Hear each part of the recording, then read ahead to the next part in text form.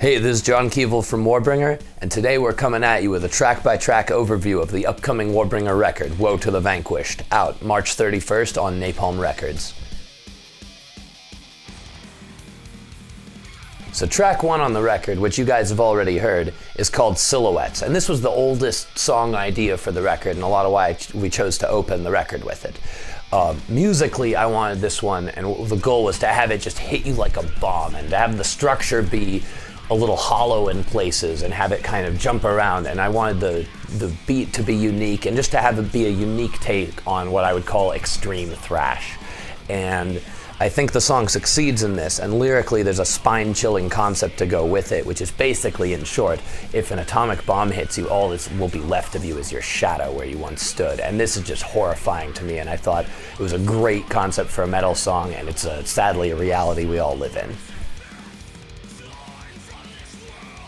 Track 2 on the record is the title track, Woe to the Vanquished, and this title comes from ancient Roman history. What it means and what the meaning of the song is to me is that the strong will trample the weak, and this is the fundamental tragedy of time. So this theme applies throughout the record, and that's why it was chosen as the title track. Musically, this song is merciless, and we really went into death thrash territory on this one with a lot of blast beats and tremolo picking, especially in the second half of the song. And structurally, it follows a kind of song within a song format that keeps changing, and by the end resolves in a huge, massive chant, but for the most part, it's just blazing fast.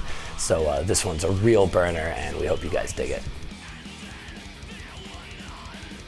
Track 3, Remain Violent, is uniquely on the record set in the present day, and it's pretty obvious what we're talking about here. Police brutality in the United States, and the police force as an arm to suppress the people rather than to protect them. So musically, this one's just supposed to be hard as a brick, and we got one of the toughest riffs we've ever wrote as the centerpiece of the song. And it's a real fist-raising, shouting along anthem of a thrash song, and we think it's gonna kick some ass live. Track 4 on the record is Shellfire, and this song is a son of a bitch because we have deliberately on this song chosen to push the sheer tempo we are playing at beyond where it's ever been before. So Shellfire, we literally made sure it was the fastest song in our discography, and it is. And so musically, it's just merciless. This one was written on guitar and drums alike by Carlos Cruz with lyrics by myself. So to match this hyper-speed, brutal thrashing track and all the riffs that Carlos came at me with, I went to one of my favorite subjects, the man-made industrial warfare hell of the Western Front, World War I, and the sense of just how many cannons they would be firing at once and how non-stop it was, and the sensory damage that comes from it. And it comes with a lot of bitterness and sadness and anger that I feel when I read about these subjects and channel it through this lightning-fast and aggressive track.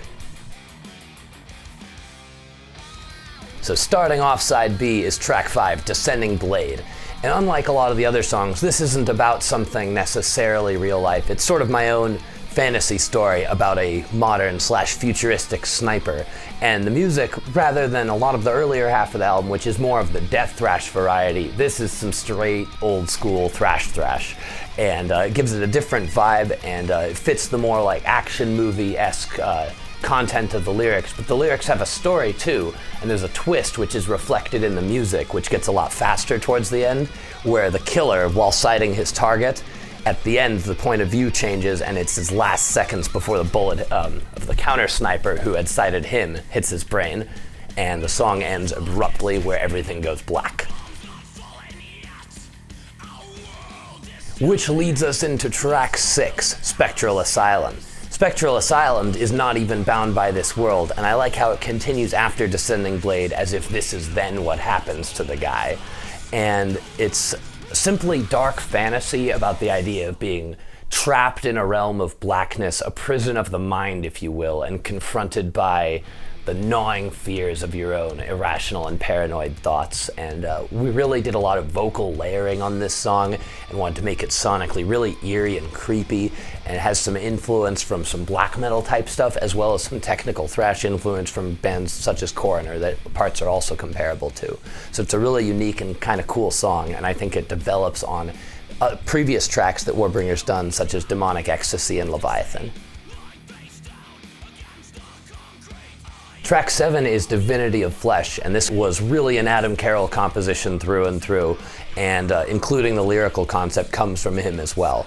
And the music is kind of cool. Adam has always had a real European flair to some of his riffs, and it comes across in a combination to me of something like Dissection and some early 90s Gothenburg style stuff. So the riffing style is a mixture of that and maybe some early Death and thrash material. So it's cool, it's a fast song, and lyrically it's the most positive one on the record, because what it's saying is a kind of scientific humanitarian philosophy that I and many members of the band deeply believe, which is that humanity is over time creating a greater destiny for itself, and we're all part of it, and that the power to our frail mortal bodies is that our ideas and our words get to live on past our deaths.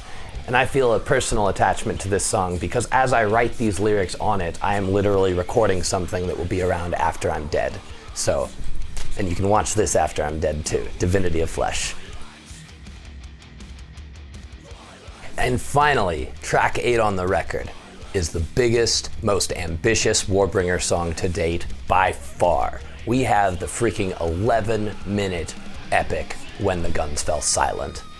Now musically, lyrically, conceptually, this is something totally new for us, and it's a real monolithic capstone to this record that really ties it all together in my view.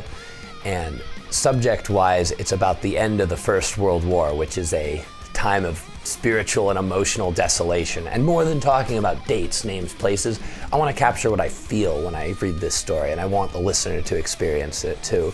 So the song's a real journey, and it's epic, it's sad, it's crushing, it's many things at once. And I draw upon a lot of old literature. It starts with the narration and sound, and in the scope of this track, it's just truly bigger than anything we've done before. For musical inspiration, we were looking a few different directions, but two of the key ones were Bathory, Bloodfire, Death era, specifically the epic songs on there, as well as Metallica and Justice for All tracks like the title track and To Live Is To Die. We wanted that sense of a monolithic song that really left your jaw hanging open when it finishes, and that's really what I think we've achieved here, and I think it's one of the best songs we've ever written. I really can't wait to see what the reaction is to that and the entire record. Heavy metal isn't just some bullshit, it's a real valid art form, and that's what we're trying to advance now in the 21st century, is to show how vital and valid and relevant this form of music is. Remain silent!